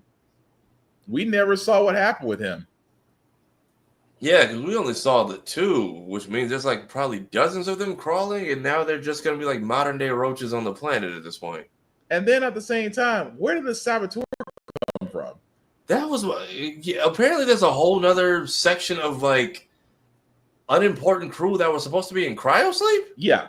And that's the thing about it, because he kept on saying, like, he woke up and this whole thing was, okay, I'm gonna scuttle the ship. Okay. And then at the end of it all, when old boy finally got him, he says, you can't stop it. It's like, this is bound to happen.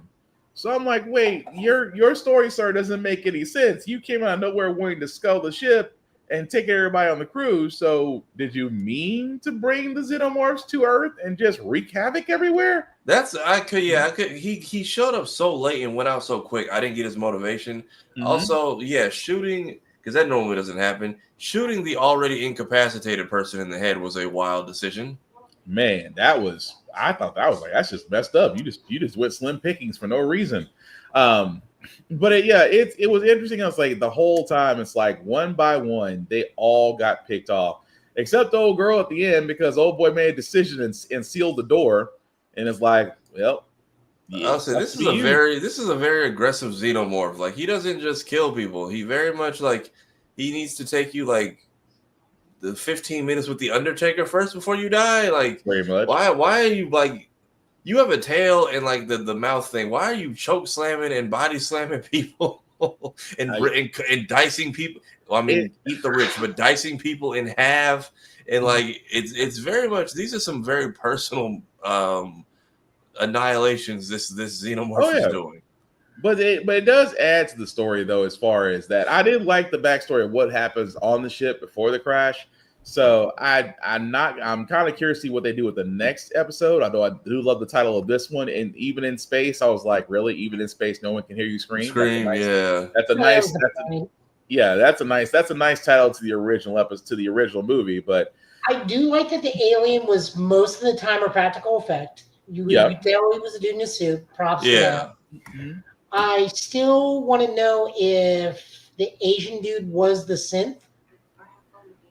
That's a good question, because he was very. They always left that open. Like, even as the director's like, I'm not telling you guys. Yeah, that was weird, but we also didn't see him get killed. We did. Oh, we did? Okay, I must have missed that then. It was no, not in this episode. We see that he died in the first episode. In the big flashback. Yeah. Okay. You're right. No, having multiple crew members like working shifts makes sense for a ship that far out and that big. Because I mean, this is essentially just a Nostromo-sized ship. Yeah. We kept seeing the same crew members. That's why he was like, "Oh, so and so's faking cryosleep," and I'm like, "Wait, who?" And then it's somebody we haven't seen all episodes. So.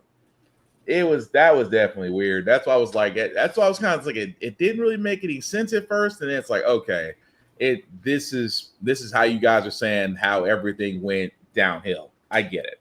But yeah, it just looks like from Alien, like I said, Alien Earth. If you have not seen the latest episode, highly recommend that you do, because it is definitely alien worthy. If you've ever seen any movie from the franchise, it is definitely the oh crap, this is how it all started situation. So highly recommend that you guys do. However you want to watch it, whether it's the Grand Line or FX, completely up to you guys. But anime reviews, fellas, we got anything new on that side? If there was ever a time to catch up on Dr. Stone, it is now, because Jesus. Body count? It's going up every episode, and I think they may change the stories. One, that is how you adapt a darker section of your manga to be the most American you can make it out to be. Mhm. Like the fact that they waved the white flag and they literally just shot it down. It was like, yeah, we're not doing any of that. The fact that everybody was literally like, hey, you're going to get shot. Just try to cling to life until you can get petrified, so at least you don't bite the big one. And then having to actually alley-oop to the guy on the moon and hope that his plan succeeds in order for things to go, and then leaving us on a cliffhanger until next week. It's going to slow down, I think, after next episode, but this was an intense 3-parter that we're 2 parts into. Really good. Yeah, if you guys can, Gachakuda, however you say it, is a really good show. Yep, definitely. Yeah, the diversity in the show is great. The way they're focusing on the show is great. Curious if the surface world is going to be like an end game thing, or we're going to make it back up there. I'm going to guess end game, but yeah, Gachakuda was definitely there. That episode this week was definitely good. But yeah, I agree. Wait, so do we all not see Peacemaker yet? No, Joe hasn't seen it yet. Oh, okay. Yeah, that's it for me. Please watch Dr. Stone. Joe? My Dress at Dawn just continues to impress me more and more, and it's still hilarious. They're organizing a cosplay group for a text novel horror game. Mm-hmm. One of the group does not like one of the main characters, but one of the other main characters finds out, and she at least explains her reasons why she doesn't like the main girl. Mm-hmm. And then it just cuts from there. So I don't think we're playing too much into that. And then Storm keeps the main dude from going home, so he has to spend the night at the main girl's house, Gojo and Marin. And Gojo is very, very old school. It's like, no, I'll brave the rain. So she's like, you'll catch a cold. Mm. Or something's going to go wrong.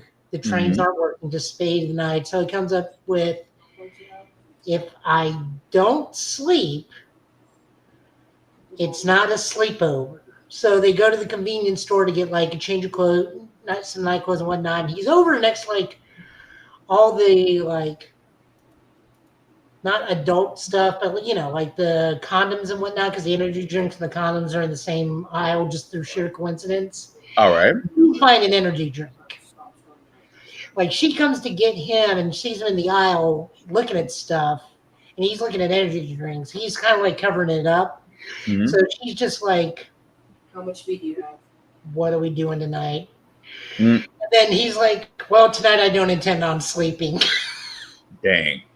And she's just like, it's reread. And I think she's down for it because it's already confirmed. Like, the end of the manga, it confirmed what happens to him in the future. So she's down, but it's just one of those like, am I ready in my heart for this? And totally misconstruing what's actually going on. Gotcha. God bless these two, because this is just one of those hilarious slice of life things that keeps me going. Nice. Okay. For myself, like I said, Gachakuda I follow with Tafar Eyes. Dr. Stone, I'm still catching up. Windbreaker, Rise of Shield Hero, Sakamoto Days, and Kaiju number 8 have all been great as they are beginning in their next arcs. So highly recommend those animes. Again, they're starting to hit their high points. Jujutsu Kaisen Season 3 was just announced. My Hero Academia did get their final season announced as well. So we probably will get that long, drawn-out battle to wrap that manga up. So again, let us guys know in the comments what you think of the mangas we watch, anime or mangas that we read or watch, and if you have some that you want to recommend for us to read, as well as for the others that watch the show for us to read and watch, definitely let us know there because we definitely want to expand our horizons, especially when it comes to good stuff. So, with that being said, we are going to go and move on to comics. Before we do, we always want to shout out Rick's Comic City, Nashville's #1 go-to place for comic books in Nashville and Clarksville. You can definitely check them out at either location. Also, their website at rickscomiccity.com. Also, Middle Tennessee Gaming. Not because Joe works there and there's good people and there's a great people guys there, but definitely check them out if you are in the Nashville or Bellevue area. They can be found off of Highway 70S South at Suite 20. As you can see, guys, they are more than willing to help you. Joe has said multiple times that they have multiple events going on there. Which, as you can see, although this is a little bit outdated, so I apologize, but just to give you an idea of what they actually do there. So if you do want to get introduced to Smash Brothers, to board games, to leagues, drafts, Magic the Gathering, as Joe pointed out at the beginning of the show, you can definitely get the help there, as well as buy things there as well. So again, stay local, stay indie, support your local comic book store, support your local library, support the indie and indie artists, because you will miss them when they are definitely gone. So, with that being said, Joe, I do see that you do have your Except that comments up, indie sir. artist So, at DragonCon that got kicked out. Oh yeah, I saw. So And except apparently that one- No. I heard you. I heard you. Not good. Oh, the indie artist that got kicked out of DragonCon for selling AI art? Yeah. They don't support indie artists like that. Yeah, just don't, if you're going to sell something, be honest about what you sell. But if you're doing something that's, well, taking away from other people or just flat out cheating people, you deserve to get kicked out. That's just my opinion. But go ahead, Joe. Okay, we're looking at Green Lantern, Absolute Green Lantern number 6. This is written by Al Ewing, art and color and cover by Janoy Lindsay.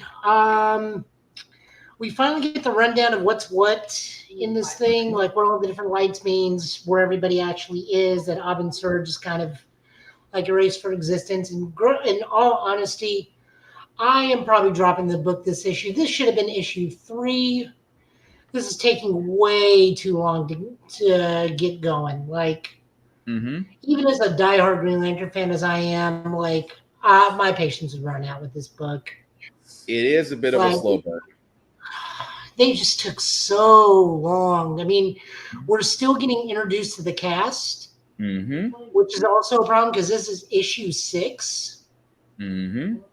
So yeah, like, cool, Jon Stewart, some sort of light sage who's channeling the yellow light, which is a whole different thing. They're just using different terms from the Green Lantern standard universe to name things now, but like, I'm just done off this book because this has taken so long to get going. Yeah, it's a slow burn. I want to keep up with it, but them explaining the spectrum and how all of it works, it just, I may go back and revisit it, but this was really too much of a slow burn when it should have been a turning point for the series. But I agree. Yeah. Moving on over, we got Batman number 1. This is written by Matt Fraction, art and cover by Jorge Jimenez and Tamui Mori for colors. New Aaron Batman. He is back in the blue suit.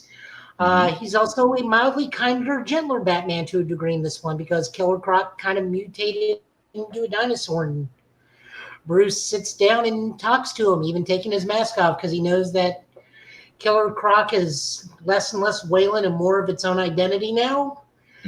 Jim Gordon's down to a beat cop. The new police commissioner is still Vandal Savage. That's so weird. Robin is being held at gunpoint by the cops at the moment, not in terms of like being held hostage, but like he got caught by the cops. Great artwork, good start to the story.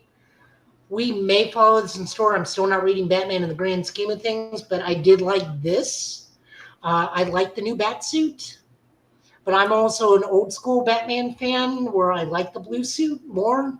Because blue suit always screams to me, world's greatest detective, not the black, I'm the goddamn Batman who can get out of everything because of gadgets and prep time. I can fall from orbital, from a orbiting satellite station or close to the moon, and I can survive re-entry on just a plate of metal. This was interesting. I did like the take on this one. I will probably keep up with it just because I want to see where this goes from. And like I said, it's a different take on Batman. Batman kind of doing a Spider-Man thing of of trying to save his rogue gallery, but it's interesting. I want to keep up with it. Plus, Matt Fraction is a good writer. For those of you who want another good example of Matt Fraction's Hawkeye, which is what the Hawkeye TV series was based upon, is Matt Fraction. Ah, good to know. Moving on over, we also got Absolute Wonder Woman number 11. This is written by Kelly Thompson, art by Hayden Sherman, colors by a bunch of people, colors by Jordi Belair. We are at the penultimate issue of the Labyrinth. Diana has finally met an Amazon IO, and then goes to proceed to try and, through previous lessons, her greatest potential weapon, bargaining with the Queen of the Labyrinth, but not all goes well. So, old girl goes and gets herself a magical trident. And yet, Aquaman should be pissed. Well, it's a magical trident. Mm-hmm. Still, I liked it. I really liked this issue. I like the little thing where she's talking to the goddess, and it's like, well, Hydra and I made a choice, made a bargain, and you told me to use my greatest weapon, so I bargained. And now I got to take the weapon back in order to get my shield. But no, it was a good issue. Yep. Moving on over into Marvel, we got Laura Kenny Wolverine number 10. This is written by Erica Schultz, art by Gaida Belviso, and colors by Rachel Rosenberg.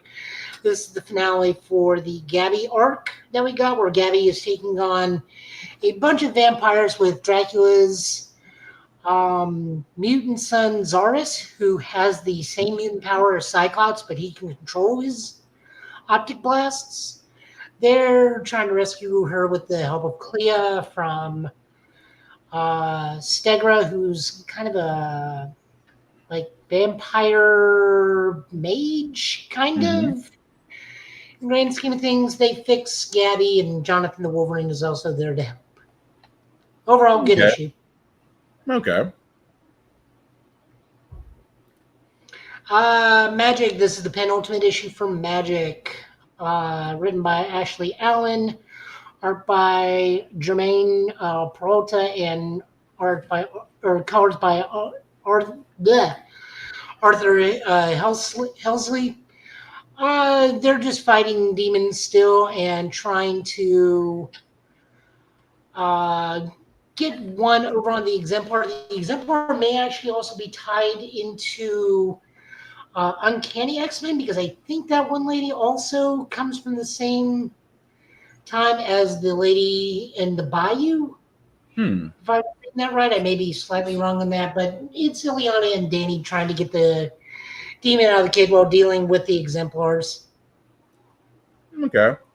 Nice. Amazing Spider-Man number 975. Who are the two Spider-Man? This is Broken Mirrors, written by Joe Kelly with art by John Romita Jr., inks by Scott Hanna and color by Marcio Menez. And then Broken Man is by Joe Kelly with art by Pepe Larraz and color by Marty Garcia. In the grand scheme of things, we finally figured out who everybody is. Peter is exactly who I thought it was, Ben Reilly. It turns out Spidey is Norman Osborn. Ben's still trying to be somewhat of a superhero because he does feel bad when he almost kills a bunch of kids in his fight with Norman. He touches base with Felicia. Tombstone's just there because we keep trying to make Tombstone a thing and it's just never going to happen. We learn Peter's in space. He is hooked up with a alien xenobiologist who we learned kind of takes pets and was going to make Peter a pet. Yep. So Peter gets this high-tech space Parker suit, but also there may be a symbiote during the breakout because when he breaks everybody out, Rocket got captured. That was still weird, though. I will say that Hellgate literally knocked Peter into space. No, I think he took him into space to train him to become better. Okay. And then just dropped him off on that planet to survive. And then the xenobiologist picked him up. Okay, that makes sense then. But yeah, Norman Osborn. The xenobiologist knows what pizza is. That's that part. That's the part that it was still a little weird to me. But But then again, Norman taking on the role of Spider-Man, that I did not see that coming. I kind of did because he's still Norman without all the baggage. Yeah. So he's still trying to be a good man, but like Ben utterly calls BS on it. It's like you're still Norman Osborn. I'm still, I mean, without the whole sin story, but you got a point. Yep. And then we also got Spider-Man 94 issue 1. This is technically season whatever the newest season is. Yeah. Yes, this is like season 6, 7, or 8. I don't remember which one. This is written by J.M. DeMatteis, with art by Jim Tao, and colors by Jim Campbell. This is picking right a little bit after the finale of the animated series, because Mary Jane is back. So Peter's already rescued Mary Jane. Mary Jane asks Peter to marry him, which he's kind of weirded out because of the whole clone Mary Jane being married to him. And then also technically they are married, but also are not married. And Peter just tells her, it's like, look, I just want to be sure it's you. I can't have my heart broken twice. But Peter, I love that MJ immediately calls BS on that. And then Moreland suddenly appears, and Kane also appears. So we got spider clones, but Kane is a clone being made by Moreland, not the Jackal. Yeah. So there's things, the artwork is 50-50. There are times where the art style for this book really works, and then there are some pages where it does not. That's fair. That's fair. Like that real big close-up of Peter where he just looks like, what have they done to my boy? Very much. It does look rough. I'm not going to lie. But then there are some other pages where he looks fantastic. It's almost like you let art school kick in at the wrong times. Yeah. We'll keep track of this because, as we know, every Spider-Man book, aside from Amazing Spider-Man, is usually good.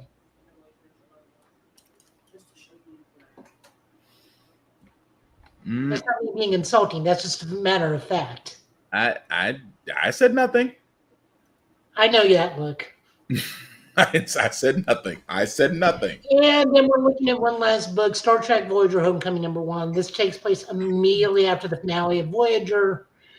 The crew is not out of the woods yet because they're dealing with shape-shifting aliens that have invaded the crew, trying to take over the bridge. We do get to see Paris and I forget what her name is, but their baby for the first time and other stuff. Balana. Balana, thank you. Balana. Good issue overall. I enjoy the Star Trek stuff when it's like this. Just continuing the story. I wonder if this is going to lead into Prodigy. That would be kind of cool. It should. But, it should. I mean, Species 8472 really doesn't get revisited a lot, so the fact they're trying to make them the primary villains of this story, I would give it a shot. But yeah, it's interesting. I will say that. Yep. That's it. Book of the week. I'll give it to Batman. It was just a solid read all around. All right. Sweet. Well, Joe, thank you for that. And as we're about to wrap up, guys, again, we always want to thank you guys for watching, for letting people know it's live, for sharing. We really do appreciate this. Again, we do apologize. Mother Nature just seemed to win the round last night, and we can't beat her and electricity. But if we ever find a way to harness lightning and electricity, we'd be rich. But with us signing off, I do want to start with the man, the myth, the legend. He is anywhere and everywhere, and trust me, he is. Tafar, you let people know where you're at and what you'll be doing, sir? Yeah, I have. Make sure I got these people tomorrow. I will be on the Black Nerdcast or Black Nerd Podcast tomorrow at 5 our time. Hit me up a couple weeks ago. Not sure what I'm getting into, but I will be over there. Pray for me because my whole house is sick and I'm currently the last man standing. Damn. Pretty sure my cat is patient zero in transporting the shit to room because she won't leave us alone. But I need to make it to Monday because I got invited to an early screening of the Demon Slayer film. So stay tuned for an early review of that.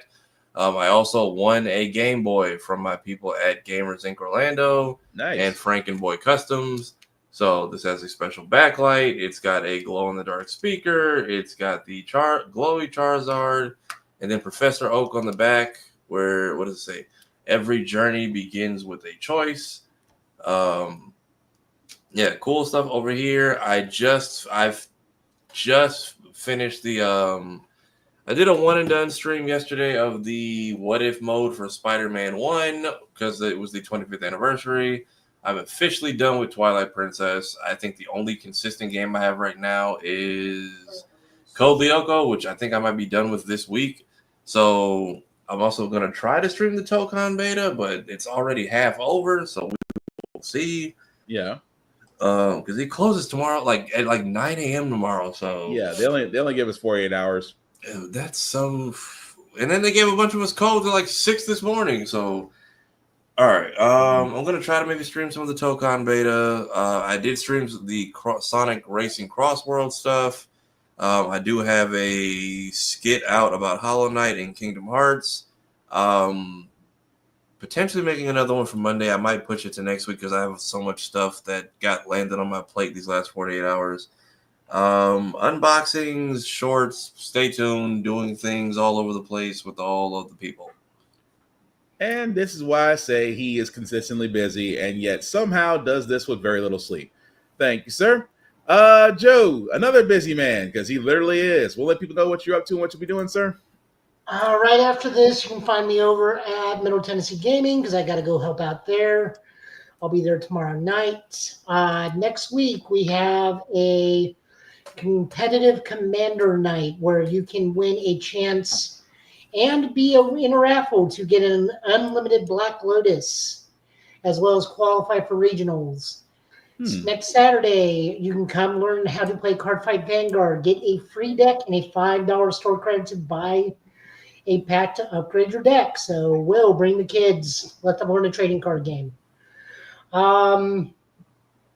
Streaming MechWarrior 5 Mercenary Shadows of Korinsky DLC. Getting my ass kicked because the Inner Sphere just doesn't have what it takes in mech design anymore. What else am I doing? God bless. Me and Tafara, I got Ultrawatch episode 9 coming out. We're also going to try and watch the new streaming Kamen Rider, which drops tonight. Not our stream, the actual stream. The new Kamen Rider starts tonight. Kamen Rider Z at 9:30 tonight, Central Time. So we're going to see if we can't stream and take a watch of that without totally immediately copyright striking us. Because Subaraya, once again, they're good. They see that as free promotion for their show, and they just say, we're not allowing this in Japan. Fine. Fair enough. Tony, on the other hand, it's like, we're going to take your channel down because you showed 1 pixel of the left hip. So Nintendo, this is not a Game Boy. This is not a Game Boy, Nintendo. It is a boy game. Do not sue me. Also, I was going to ask Safari, why don't they have on the back Professor Oak's best quote? What's that? Take this You Pokemon. can't ride this bike inside. Which one? You can't ride this bike inside. You know what? I'll make it. If I ever get another one, I'll make that the request for the quotes. Have you never seen that? You actually No, that was the bane of my existence in Gen 1. It's like, don't you let me ride this down a tunnel with a dangerous adults inside. Don't fucking tell me you can't ride this bike inside here.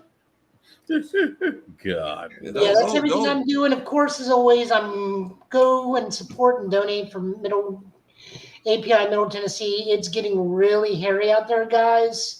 If you saw the news, go look up the Hyundai plant incident. Yes, that's messed up. That happened now. So just be alert, be aware, and of course, also go support local Asian owned stuff. And if you're in the Nashville area, go support my friend's boba shop. 2-time Nashville best boba in Nashville. Eat Bubbles. It's over in the L&L building off Charlotte Avenue. We're hoping Laura can get to be the 3-time champ. Nice. I still gotta try that boba tea when I get a chance. All right. So before I do get to myself, we always do shameless plugging, as we've always done here. Shout out to Always Press Record TV. Why? Because the Give It podcast can be seen there on APR TV, on the Roku channel, or Amazon Fire TV app.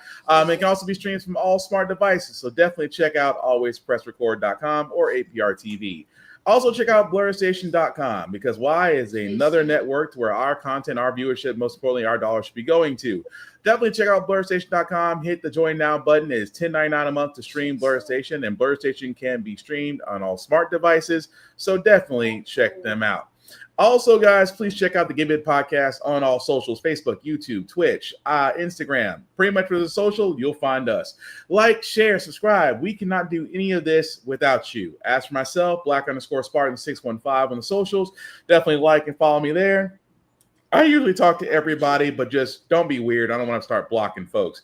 At the same time, guys, please don't doom scroll. Protect your peace. Find something that makes you laugh, makes you happy. Check on your friends, call or text at the same time, guys. Also, and I do mean also, we do try to be a happy place, but definitely be aware. Try to help out, because right now, as Joe had pointed out, there is some weird stuff going on, and also very messed up stuff. But we're trying to keep it happy and positive.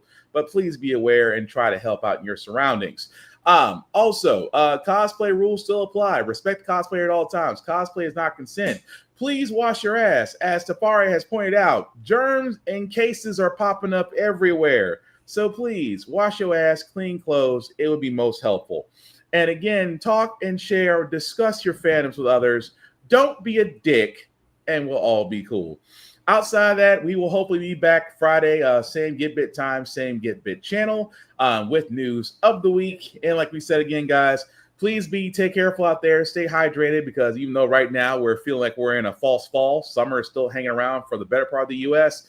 And like I said, be nice and be kind and be done with it. So with that being said, fellas, any last words before we call today? I know it's kind of weird because I want to say we call it a night. Hey, it's Saturday. Go see a movie. Go play a cheap game. There is fun to be had that is affordable. Joe? Be aware, resist. Don't support John Walker. He's part of the problem. And there is a John Walker out there in real life too. But with that being said, John Walker, be on the lookout for when we drop stuff, because all of us are just dropping stuff all the time right now. We're so busy. Yep. So tired. We're all very tired. But thank you all for watching and still rocking with us this Saturday afternoon. Hopefully you guys enjoy your weekend. Please make smart decisions. Nobody wants to be in jail. I've been Spartan. He's been Joe. He's been Tafari. This has been the Give It podcast, guys, for Saturday. Thank you all for watching. Take care of yourselves and each other. And I promise we will all get through this. Have a good weekend, guys. Peace.